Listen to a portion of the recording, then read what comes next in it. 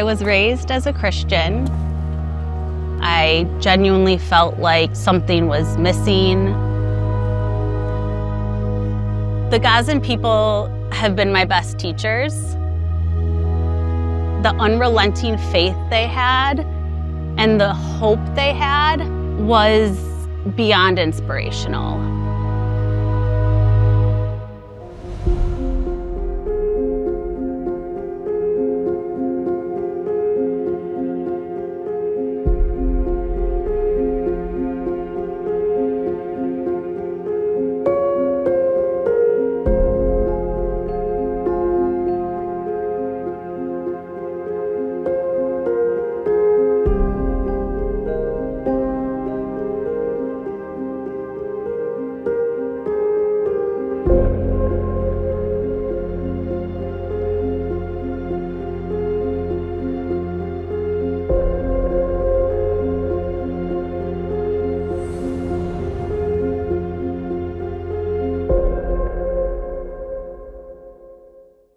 My name's Elizabeth Julien. I'm from Chicago, Illinois, USA. I'm a nurse. I was raised as a Christian. My parents had always instilled the core values of believing in God and serving humanity. As I grew up, I felt that I belonged in the religion, but it always felt as if something was missing. My early childhood, I was involved in the church. I went to church every Sunday. As I became older, Christianity felt harder for me to stay true to. I genuinely felt like something was missing. I never found the community that I was looking for. I was a freshman in high school when 9/11 happened, and I grew up experiencing and being exposed to a lot of Islamophobia. I remember being at the airport and seeing people in hijab and people who identified as Muslim and thinking that they could be someone that could endanger me. And that just came with the American media, that we were so ingrained into believing that an entire group of people was a risk or they had bad intentions for us.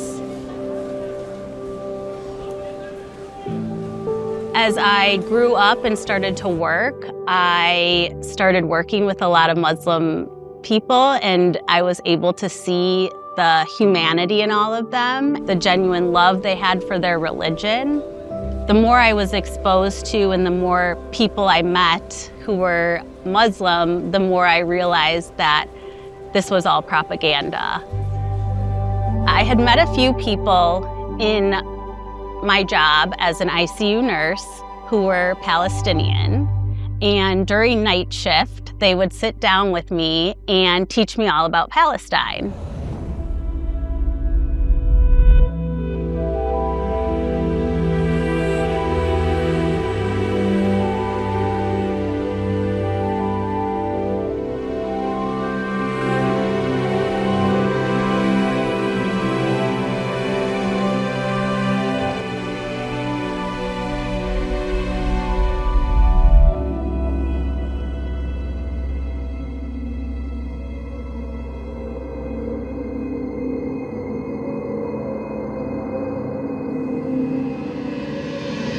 October 7th was a huge turning point in my journey and my exposure to Islam. Experiencing what was happening in Gaza from the perspective of a nurse was unbelievably heartbreaking.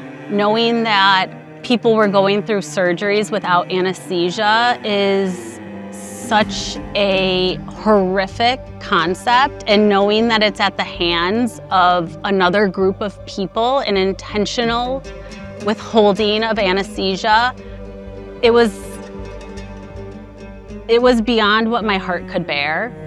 Knowing that people were having amputations on kitchen tables was unbelievably heartbreaking and unbelievably infuriating, knowing that this was done at the hands of the Israelis. I realized that this was bad. that I needed to do something. And I began going to protests by myself right after October 7th. And I had continued my journey and my learning in Islam until one day we were at a banquet dinner for Palestine. At that moment, I just had this sense of peace wash over me. It just felt like I was coming home, really. And I reverted to Islam after everything that had happened on October 7th. أشهد أن لا ألا إله إله إلا إلا الله الله وأشهد وأشهد أن أن محمدا محمدا رسول الله. رسول الله. I bear witness I bear witness there is no worthy of worship there is no worthy of worship except Allah, except Allah, and I bear witness and I bear witness is Prophet Muhammad that Prophet Muhammad is a messenger is the messenger of Allah. of Allah. Takbir. Takbir. One of the morals that really resonated with me in Islam was the concept of sisterhood. It was something I hadn't experienced prior to reverting to Islam. As soon as I reverted, I had a group of people around me, all of who I had actually met in the intensive care unit where I used to work. And they just circled around me with love. The Gazan people have been my best teachers. They have showed me what love is. They've showed me what faith is. They've showed me what belief in God is. They've showed me the hope you can have in situations that are unimaginable. Genuinely made me feel like I had found my place. I had found my people, I had found my community, and my eventual decision to take Shahada felt very easy for me because of all these experiences.